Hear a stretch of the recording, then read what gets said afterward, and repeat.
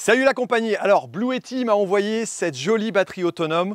Ça tombe bien, je voulais l'essayer. Allez, on commence ça tout de suite. On va tester.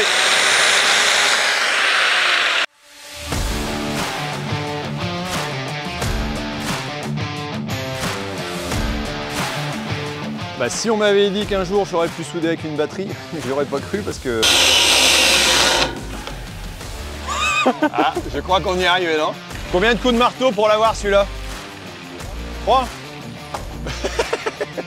Elle croit qu'il va falloir que je lui fasse comprendre qui c'est le chef.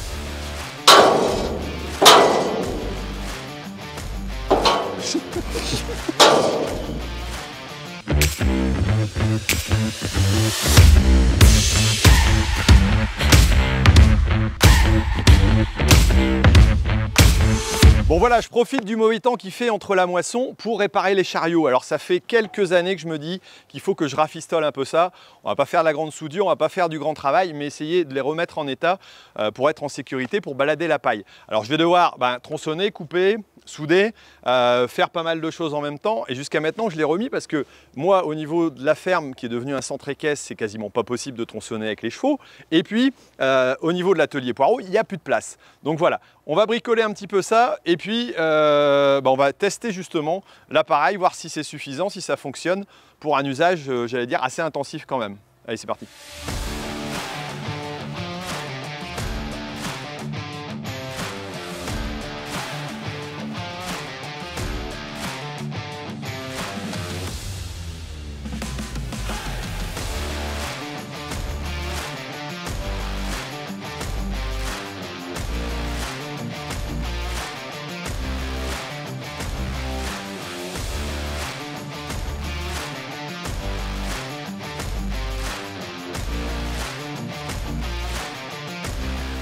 Ça c'est fait. Là ce que je voudrais c'est retrouver une petite barre de fer pour venir poser ici, relever un peu les ballots et puis on serait nickel. Allez, on va aller chercher ça.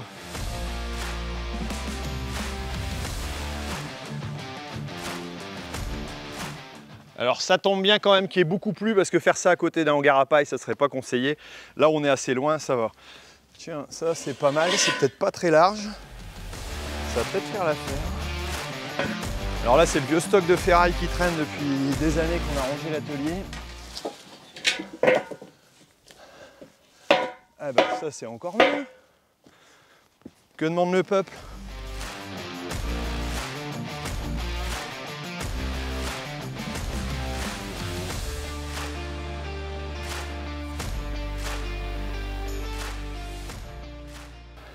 Bon, là, petit meulage pour ébavurer l'ensemble. Et puis ici, on remet à nu la ferraille pour que la soudure tienne le mieux possible et que ce soit le plus efficace. Bon, après, il faudra qu'on recoupe ici.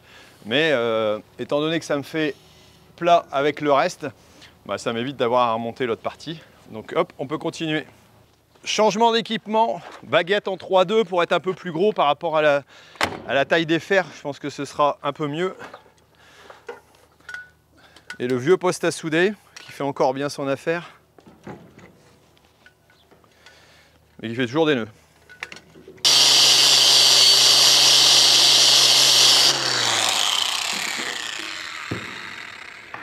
On dédude pour la masse, pour qu'elle se fasse le mieux possible.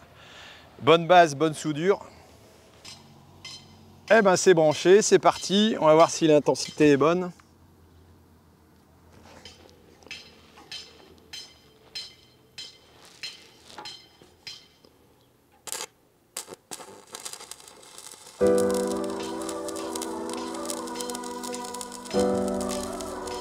Un petit chouillet en plus.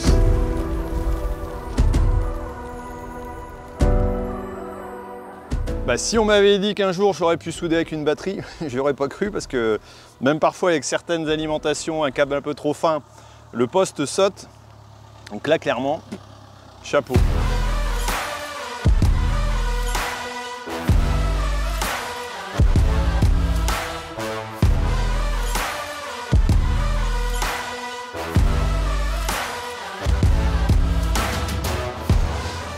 Bon, j'ai appelé mon petit Guigui pour venir me donner un coup de main. C'est pas tout de tenir la caméra, mais tu sais tenir une tronçonneuse. Ouais, pas de problème. Ça va aller. On essaye de le couper droit ici, ouais. aligné à peu près. Bon, On n'est pas à une vache près.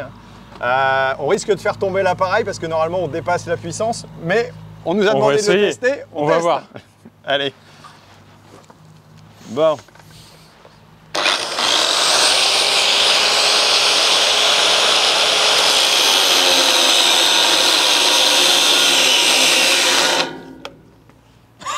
Ah, je crois qu'on y est arrivé, non? Ouais. Bon, attends, je vais commencer. Démarre seulement.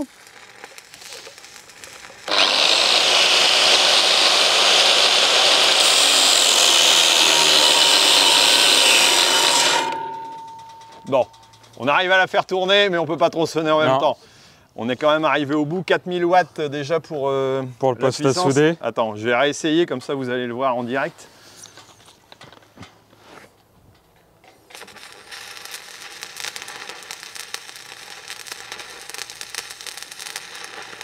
Vas-y, tu fais tourner.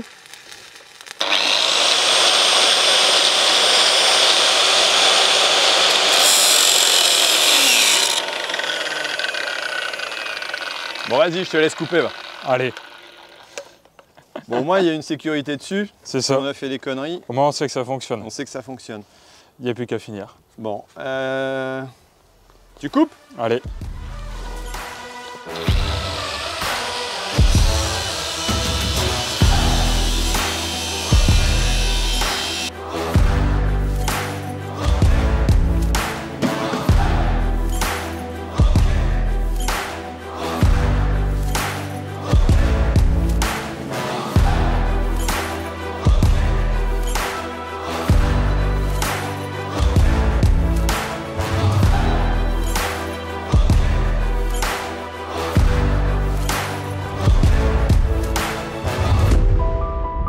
Alors clairement, l'intérêt de cet appareil-là, on vient de le voir, c'est de pouvoir travailler en autonomie, voilà, avec des puissances qui sont quand même assez conséquentes. Alors certes, on a fait tomber la sécurité en mettant les deux appareils, mais ce n'est pas prévu pour, hein, forcément. Normalement, on est à 3000 watts sortis en nominal, mais on peut monter un peu au-dessus. Voilà, en sécurité, on l'a vu avec le poste, a priori, on était aux alentours de 4000. Donc voilà, c'est déjà pas mal. Donc ça fait quelque chose de beaucoup plus conséquent que ce qu'on a habituellement. C'est vrai qu'on a des avantages aussi par rapport au groupe électrogène. Clairement, ici, on est stable au niveau, j'allais dire, de la sortie de puissance. Donc on ne fait pas tomber parce que je pense qu'un poste à souder sur certains groupes, c'est pas la peine. On n'a pas de bruit. On n'a pas d'odeur, on n'a pas de transport d'essence. On est sur un produit qui reste plutôt écolo, étant donné que bah, voilà, on est sur de l'électricité, hein, comme les nouveaux appareils, comme les nouvelles voitures. Vous savez que moi, tout ce qui est électrique, ça m'intéresse un peu plus. Et en usage, moi, j'ai posé la question à différentes personnes voilà, sur Insta. Et voilà ce qu'on m'a dit. Alors, on m'a dit, par exemple, pour le mettre sur mon terrain, pour le mettre branché sur le compresseur ou la pompe à gasoil du tracteur, c'est-à-dire que si vous transportez du gasoil régulièrement, bah, ça peut vous être utile. Vous pouvez l'utiliser bien entendu dans un camion atelier, c'est forcément sa place. Ici par exemple, on est nickel, remplacer le groupe électrogène, voilà, en termes d'encombrement et de poids, on n'est pas pire à puissance égale.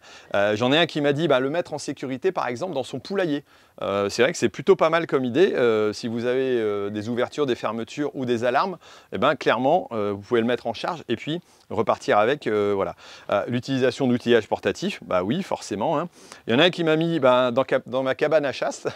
Bah oui, vous pouvez chasser et puis vous foutez dessus des panneaux solaires et vous le rechargez régulièrement. Même l'hiver, ça va recharger, ça va vous donner l'électricité. Et puis l'été, quand vous repartez bosser, eh ben, clairement, ça peut être sympa. Une plancha, plutôt une bonne idée aussi. Des fêtes agricoles, je ne sais pas Guillaume ce que tu en penses, mais à mon avis, ça pourrait être limite. Ça va être limite, mais on peut en tout cas mettre une belle sono quand même. Hein. Voilà, une méga fiesta. Il y en a un qui part en vacances en solo, l'autre il va taper du piqueur avec du béton. Bah ouais, forcément, tu sors ça aussi lorsque tu vas aller casser du béton sur j'allais dire une canalisation enterrée d'irrigation, bah, ça peut être utile aussi. Voilà un petit peu pour les usages. Je reprends mon activité et puis je vous montre un petit peu à la fin vraiment les fonctionnalités et puis les différentes prises qu'on peut avoir. Vous voyez, c'est hyper complet. On va quand même finir notre boulot. Bon, ici à l'avant, je vais simplement faire un peu la même chose que derrière. Je vais découper ce bout-là qui est raplati, remettre un fer dessus, poser, et puis ça fera l'affaire.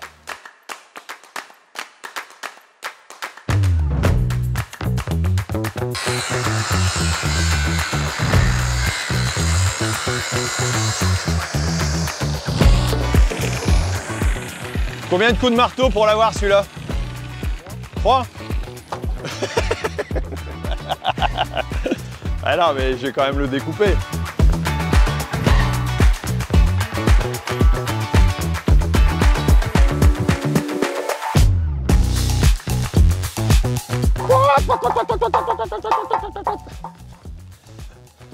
C'est nos petites poules, elles sont gentilles. Bon, ça je vais le mettre là.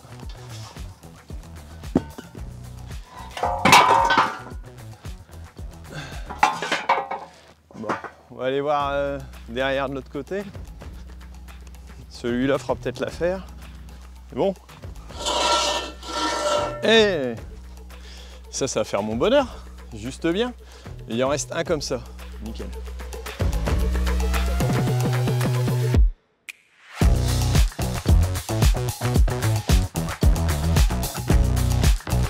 Là, on a de la ferraille qui est un peu plus vieille. Il y a des trous dedans. Donc j'ai bien la meuler parce que sinon, quand c'est de la vieille ferraille, c'est toujours plus délicat à souder.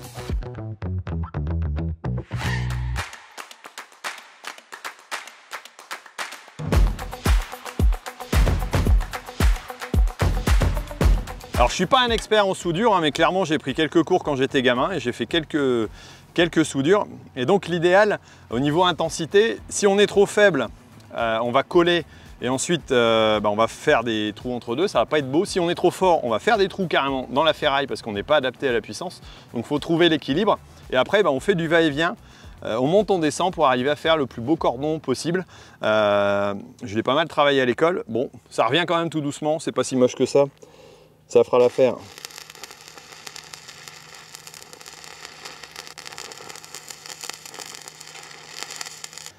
Alors clairement ici, c'est pas compliqué au niveau type de soudure vu qu'on pose carrément sur la ferraille. Mais il faut savoir qu'une soudure, ça se rétracte. Donc ça va venir tendre l'ensemble et lever le fer un petit peu. Donc là, il va falloir redescendre un peu. Et là, c'est ce que je fais en le poussant vers le bas avec un serre-joint. Tout simplement pour que ça soit le plus proche possible pour que la soudure tienne à la suite.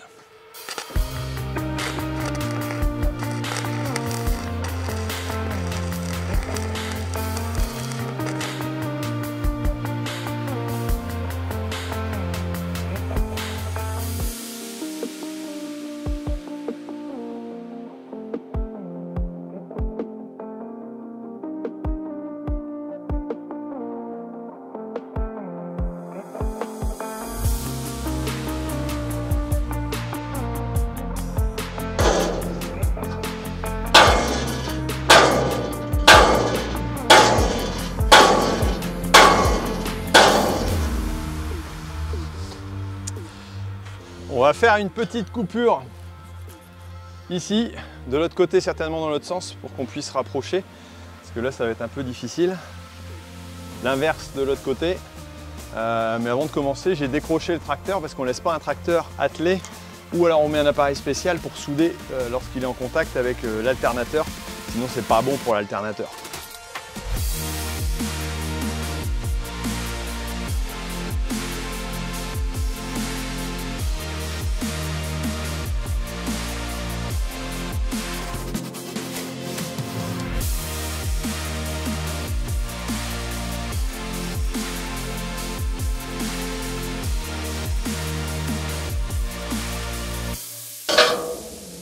Il en faut combien là?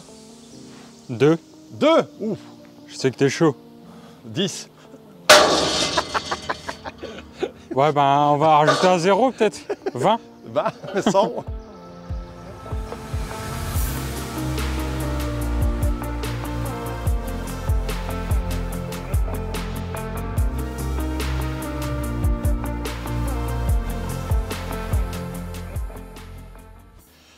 Elle croit qu'il va falloir que je lui fasse comprendre qui c'est le chef.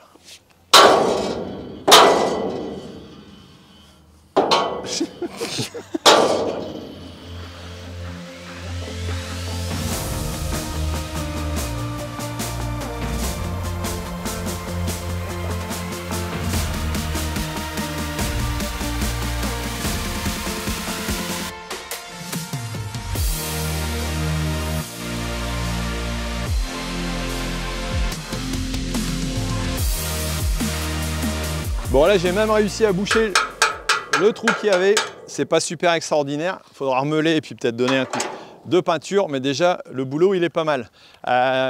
Voilà, je voulais vous donner quelques spécificités là-dessus. Donc on voit que ça peut sortir 3000 watts. Pendant 2 minutes, on peut aller jusqu'à 3750 aussi. C'est pour ça que je pouvais souder sans aucun problème. Par contre, passer au-dessus, c'est 5 secondes et là, ça coupe. Normal, c'est une sécurité, hein, mais vous l'avez vu, en termes de soudure, j'ai pas eu forcément de problème particulier. Alors, ce qui est intéressant aussi avec cet appareil-là, moi, il a été livré avec un ensemble de câbles parce que vous pouvez éventuellement, si vous laissez dans le camion, le brancher soit directement sur la batterie ou avec le câble à l'allume-cigare. Ça va vous permettre de le recharger. Si vous faites beaucoup de route et peu d'usage, ben, ça suffira. Sinon, ça peut être un complément sympa pour faire tourner le véhicule. Bien sûr, sur une prise de courant classique. On a aussi le branchement sur les panneaux solaires. Ça, on en a parlé tout à l'heure. Moi, clairement, cet appareil-là, je vais le mettre chez moi au niveau du bureau et m'en servir comme onduleur géant, on va dire, qui va me permettre de, si jamais j'ai une coupure de courant, on en a parlé cet hiver, peut-être qu'on aurait pu en avoir, ou si vous en avez une quelque part, ça va remplacer votre système. Après, il faut un branchement spécifique pour une maison, ça ne va pas équiper toute une maison complète, mais ça peut déjà se faire pas mal. Il faut savoir que des modules comme ça, on peut en ajouter 4 avec l'appareil, ce qui fait qu'on augmente forcément la puissance et la durée. Donc si vous captez pas mal de choses, si vous avez beaucoup d'usage, ça peut être intéressant. Forcément, le coût est supplémentaire, mais c'est quand même hyper intéressant. Autre chose dont je n'ai pas parlé, l'appareil peut être connecté, comme ça vous pouvez savoir exactement à quoi on est la batterie. Bon, on l'a sur l'écran aussi, mais en tout cas connecté, ça peut être sympa. Et voilà, moi ce que j'ai vraiment aimé, c'est sa puissance, parce qu'arriver à souder, c'est pas donné à tous les appareils. Le silence, clairement, ça fait pas de bruit, pas de carburant. Ça, c'est aussi, c'est quand même hyper intéressant. Le côté modulable, où on peut rajouter au fur et à mesure selon les besoins. Moi, demain, si j'ai besoin de plus de puissance ou de durabilité, je pourrais tout simplement l'augmenter. Alors pour conclure, je pourrais rajouter tout simplement qu'il y a pas mal de prises utilisables, des systèmes que je ne connais pas. Une prise allume-cigare, vous avez les prises USB, vous avez même en courant continu le téléphone qui peut se mettre à recharger. Alors est-ce qu'il fonctionne là? Je l'ai mis DC on, voilà. Et là je vais pouvoir recharger. Ouais, on voit mon petit logo de recharge. Voilà, bon, c'est peut-être un petit peu gadget, mais en tout cas, ça peut être utile.